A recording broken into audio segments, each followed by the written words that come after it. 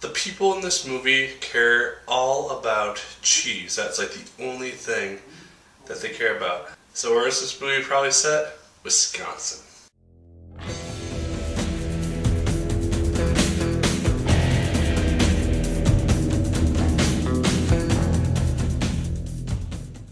Hello once again, watchers of good movies. My name is Nick Pell, and this is once again coming from my college dorm room. Now today I'm going to be talking about the movie The Boxtrolls. This is the most recent kids film to show up in the theaters, and I'm going to be talking about it. This movie is done in claymation, which is actually a really cool feature of the movie, and it's something which isn't really done by many studios anymore.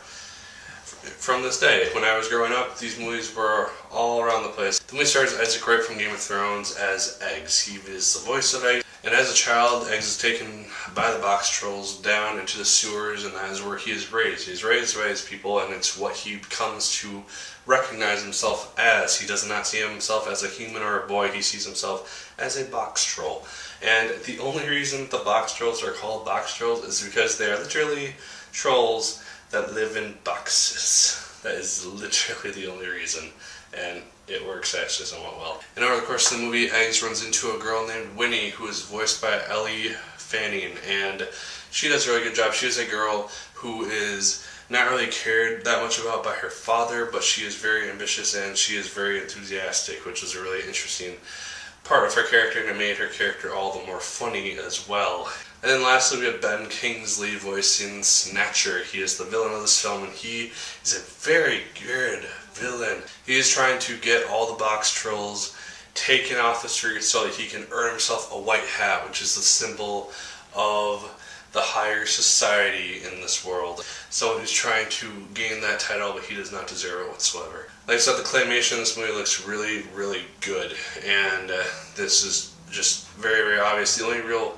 drawback of it is that some parts did seem a little laggy, and you could tell that it was stop motion type of animation, and so that was a little bit of a thing that took me out of the film at times.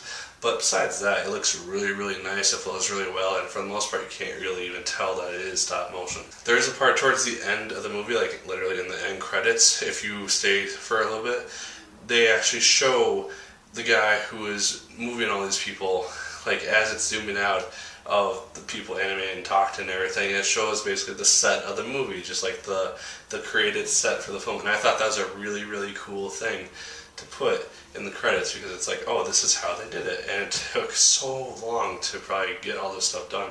And I admire claymation people immensely, because that takes a lot of time and effort to do. The story is also a lot darker in this movie than I thought it would be. It is advertised as a kids movie, and it has a lot of dark moments in it, just like scary atmospheres and moods, and just you think that people are dead at times, and that is not usually something that happens in kids movies. But just has a lot of dark tones in it, and I liked how it dealt with morality as well. And throughout the movie, we have the henchmen of Snatcher, who are saying that they are the good guys because they think that they are taking down these evil trolls and they're helping the city and everything. And while we know that they're actually the bad guys, and they're taking down the good troll people. And so that was kind of a cool way to present the ambiguity of morality at times to kids, and I really did enjoy seeing that, and it helped to draw some of the humor in this movie. The movie is actually really funny at times, and I found myself laughing at some of the mentions and jokes that may go over kids' heads but were easily caught by adults, and a lot of times the theater was actually laughing out loud, which is always a good sign of a good movie. The music works really well in this movie as well, and it highlights everything that needs to highlight. It highlights the sad parts, it highlights the good parts, action parts, everything. The movie just is really noticeable, and it works just really well in the movie. But overall, this movie is a lot better than I thought it would be. I went into it not really thinking I was going to enjoy it that much. I figured I would like it, but it wasn't going to be a great thing.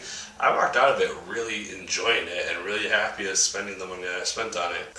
It's only an hour and a half long, and it feels a lot longer than that, just because of the themes that it deals with, and just, I don't know, the movie works really well, the dark tones work well, the story is interesting, and the characters are people that you can really get behind, and you feel the sense of Eggs' journey and his awkwardness dealing with society, and it's just a really cool thing to see. So, those are my thoughts on the Boxtrolls. I really had nothing bad to say about it, except for sometimes you could notice the claymation was a little bit off. But besides that, it was really, really good.